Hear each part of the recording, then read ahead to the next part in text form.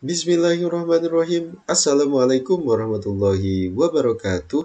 Halo semuanya, jumpa lagi bersama saya Yajid Fahmi di Aba Arsal Channel.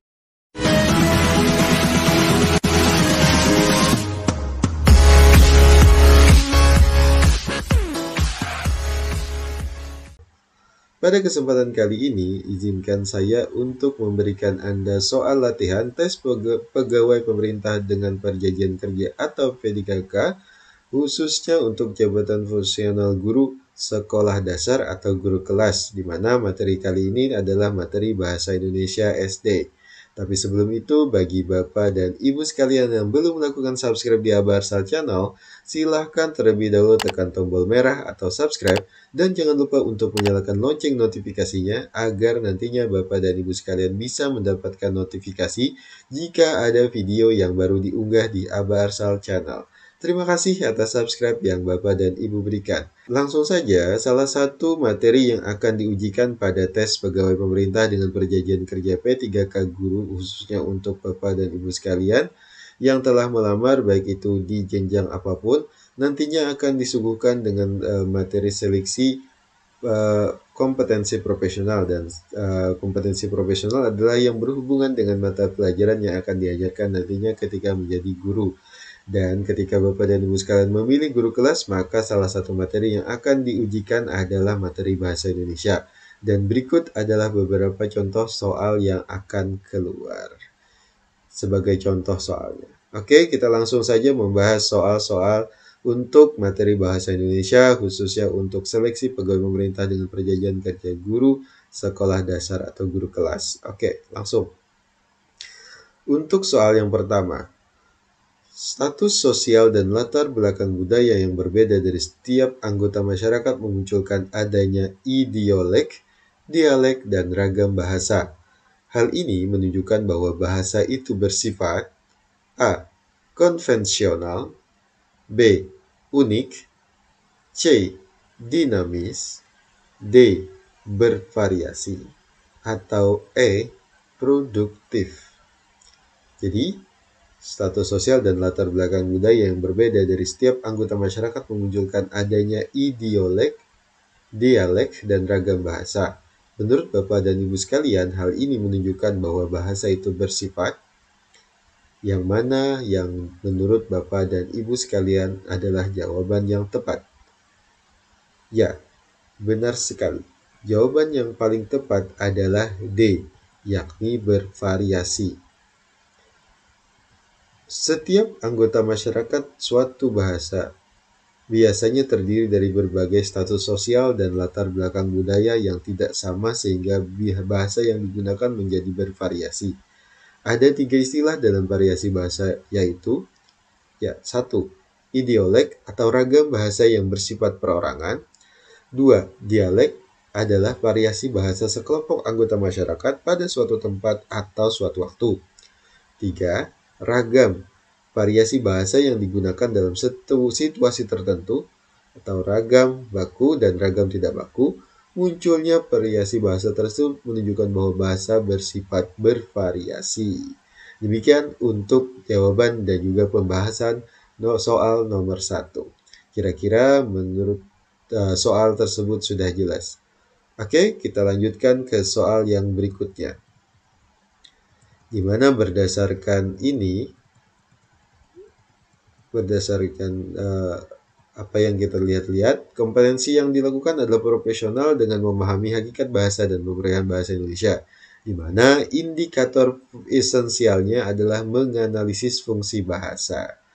Oke, soalnya, seorang penyair memilih kata-kata tertentu sesuai dengan maksud dan perasaan yang ingin disampaikan ketika menulis puisi. Fungsi bahasa yang digunakan oleh penyair tersebut adalah A. Fungsi ekspresi, B. Fungsi adaptasi, C. Fungsi informasi, atau D. Fungsi integrasi, dan E. Fungsi kontrol sosial.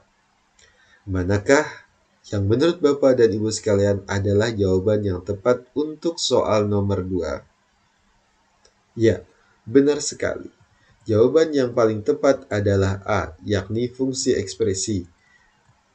Kita lanjut ke pembahasannya. Sebagai alat komunikasi bahasa yang mempunyai fungsi sebagai berikut. Yang pertama, fungsi informasi, yakni bahasa yang berfungsi untuk menyampaikan informasi timbal balik antar anggota keluarga maupun anggota masyarakat. Yang kedua, fungsi ekspresi diri, menyalurkan perasaan, sikap, gagasan, emosi, atau tekanan-tekanan pembicara. Atau tiga, fungsi adaptasi dan integrasi, yakni menyesuaikan dan membaurkan diri dengan anggota masyarakat. Atau empat, fungsi kontrol sosial, yakni berfungsi mempengaruhi sikap dan pendapat orang lain. Oleh karena itu, ketika penyair memilih kata-kata sesuai dengan maksud dan perasaannya, tergolong ke dalam pemakaian bahasa yang memiliki fungsi ekspresi. Jadi, jawaban yang paling tepat adalah A, yakni fungsi ekspresi. Oke, kita lanjut ke soal nomor 3, di mana indikator esensial dari soal nomor 3 ini adalah mengidentifikasi pemerolehan bahasa. Di mana soalnya yakni, Ani, peserta didik kelas 3 SD, sudah bisa berbicara dengan lancar dengan jumlah kata bisa sampai 12 kata dalam satu kalimat. Ani juga dapat memahami penjelasan guru di kelas, sehingga mampu mengikuti pelajaran dengan baik. Hal ini menunjukkan bahwa Ani berada pada fase A. Pragmatik, B. Semantik, C. Sintaksis, D. Morfologis, atau E. Fonologis. Menurut Bapak dan Ibu sekalian, soal nomor 3, jawaban yang benar adalah, jadi indikatornya yang harus kita lihat adalah di sini. Berbicara dengan lancar dengan jumlah kata bisa sampai 12 kata dalam satu kalimat. Dan fase di mana Ani sedang berada adalah fase, ya, benar sekali. Jawabannya adalah semantik.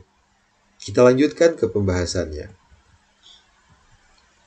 Umur di sini kita lihat adalah fase pemulihan bahasa anak sebagai berikut, di mana umur 0 sampai 2 tahun itu merupakan fase fonologis, di mana anak bermain dengan bunyi-bunyi bahasa mulai mengoceh sampai mengucapkan kata-kata sederhana.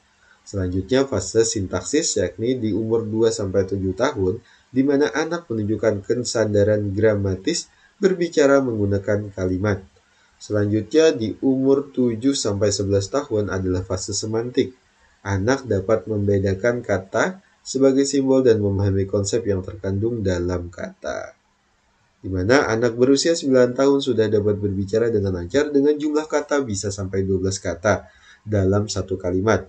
Juga dapat memahami konsep yang terkandung dalam kata-kata yang disampaikan oleh guru.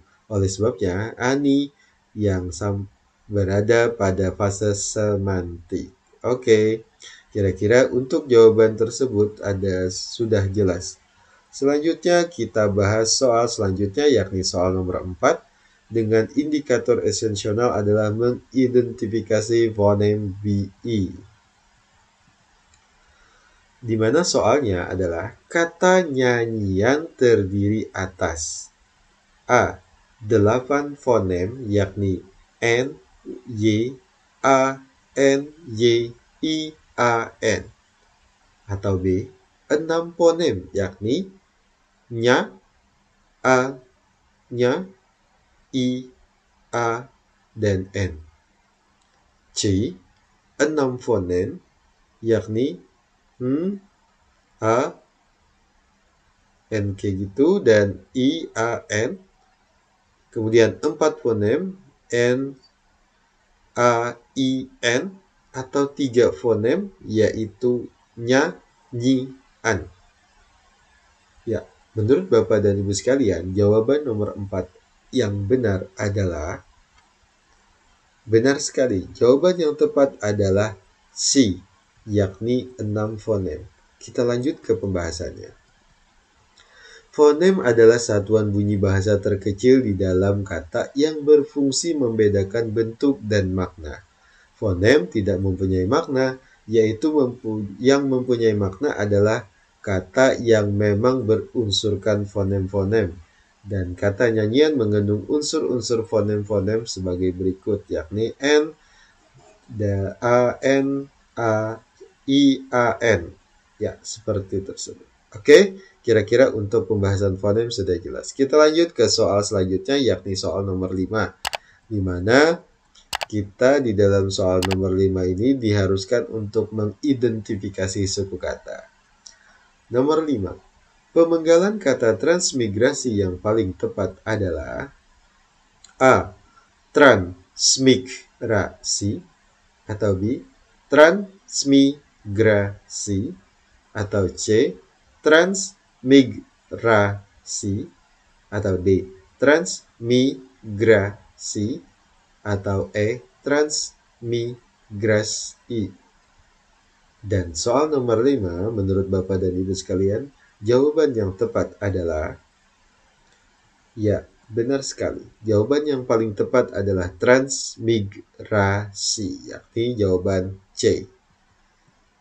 Kita lanjutkan ke pembahasannya,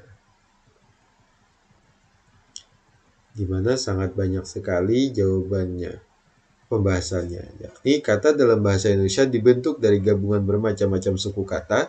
Dalam bahasa Indonesia, struktur suku kata yang membentuk kosakata terdiri atas V, abai, suatu, atau VK, anti, baik, kafe, besar, raga. Oke, lanjut. Silahkan dibaca sendiri. Selanjutnya kita masuk ke soal nomor 6 untuk soal bahasa Indonesia, yakni kita disuruh mengidentifikasi morfem bahasa Indonesia. 6. Seekor anak gajah terperangkap dalam lubang yang sangat besar. Kata yang mengandung morfem terikat pada kalimat di atas adalah A. Seekor dan gajah, B. Anak dan terperangkap, C. Terperangkap dan lubang, D. Seekor dan terperangkap, dan E. Lubang dan besar. Menurut Bapak dan Ibu sekalian, manakah jawaban yang paling tepat? Ya, jawaban yang paling tepat adalah D. Seekor dan terperangkap. Kita lanjut ke pembahasannya. Morfem adalah suatu bentuk bahasa terkecil yang mempunyai makna secara relatif stabil dan tidak dapat dibagi lagi menjadi bagian bermakna yang lebih kecil. Morfem dapat ditemukan dengan cara melakukan pemotongan pada suatu bentuk bahasa atau kata. Contohnya, pemotongan pada kata melihat berikut. Melihat. Jika lihat dipotong lagi, maka terjadi li dan hat. Keduanya tidak memiliki makna. Bentuk me dan lihat disebut morfem. Berdasarkan proses pembentukannya, morfem terdiri atas morfem bebas dan morfem terikat, di mana morfem bebas adalah morfem yang secara potensial dapat berdiri sendiri dalam suatu kalimat seperti rawat, lihat, dan lain-lain. Contoh, merawat, morfem bebasnya adalah rawat. Sementara morfem terikat adalah morfem yang tidak mempunyai potensi untuk berdiri sendiri dan selalu terikat dengan morfem lain untuk membentuk suatu ujaran. Contoh, me, ber, di, dan lain-lain. Berdasarkan tempat terikatnya, morfem terikat dapat dibagi menjadi 4 jenis, yakni awalan atau prefiks, sisifan atau infiks, akhiran atau sufiks, dan gabungan awalan-akhiran konfliks. Kata-kata yang mengandung morfem terikat pada kalimat seekor anak gajah terperangkap dalam lubang yang sangat besar dapat diidentifikasi dengan kata-kata mengandung imbuhan, yakni seekor dan terperangkap. Jadi jawaban yang paling tepat untuk soal nomor 6 adalah D. Demikian saya sudahi dulu untuk soal bahasa Indonesia untuk seleksi tes P3K tahun 2022 khususnya untuk jabatan fungsional guru dan yang telah memilih formasi untuk sebagai guru kelas. Dan kita akan lanjutkan untuk soal selanjutnya di video yang akan datang. Terima kasih sudah menonton dan pastinya semoga bermanfaat buat Bapak dan Ibu sekalian dan semoga Bapak dan Ibu sekalian lulus dalam seleksi P3K tahun 2022 ini. Terakhir, like jika Bapak dan Ibu suka dengan video ini, dislike aja kalau tidak suka, dan jangan lupa subscribe dan juga komen untuk memberikan feedback kepada saya apakah saya akan bisa lanjut dengan video ini atau sudah saja. Terima kasih. Assalamualaikum warahmatullahi wabarakatuh.